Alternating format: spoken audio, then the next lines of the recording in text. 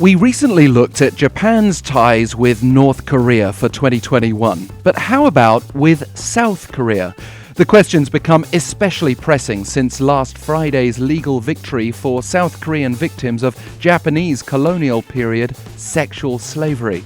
Seoul Central District Court ordered Tokyo to pay 100 million won, more than $90,000 each, to 12 former so-called comfort women. The court found that the victims hadn't been compensated despite their unimaginable mental and physical pain.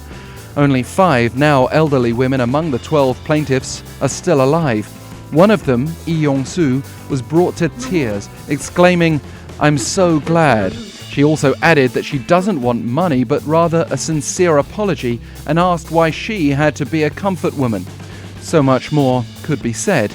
But for today, let's look at what happened next. Japan's foreign ministry summoned South Korea's ambassador to protest. Tokyo's long-claimed colonial-era issues were settled under a 1965 treaty, but the court decided state-level agreements don't override victims' rights to seek reparations. The same applies to a 2015 South Korea-Japan deal to set up a fund to support former sex slaves, which victims claimed lacked a sincere apology from Tokyo and left their voices out of negotiations. The agreement was publicly rejected by current South Korean President Jae-in after he took office in 2017. This is important because Japanese Prime Minister Yoshihide Suga has in turn rejected last Friday's Seoul court ruling, pointing again to those agreements in 1965 and 2015. We saw how low ties sank after the 2018 decision by the Supreme Court here, ordering Japanese firms to compensate South Korean victims of forced labor. Trade curbs ensued, and South Korea has been trying to repair relations through diplomatic outreach. Remember, US President-elect Joe Biden has made clear he plans to strengthen his country's alliances to tackle global issues. And those alliances include vital relationships with South Korea and Japan. That's not to mention the importance of this summer's Tokyo Olympics as a potential stage for President Moon's inter-Korean peace strategy.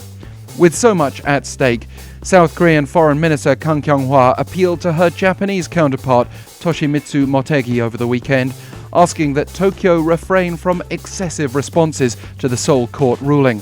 But Motegi urged South Korea to correct what Japan sees as a violation of international law, which is unlikely considering Seoul's previous refusal to meddle with the judicial process on forced labor. Some may feel optimistic that the recent appointments of new South Korean and Japanese ambassadors could help shape a brighter future. But the tide is against them, with the potential now for wave upon wave of further compensation lawsuits against the Japanese government, and a fundamental disconnect between Seoul and Tokyo on how to confront history and deal with the victims of past abuses.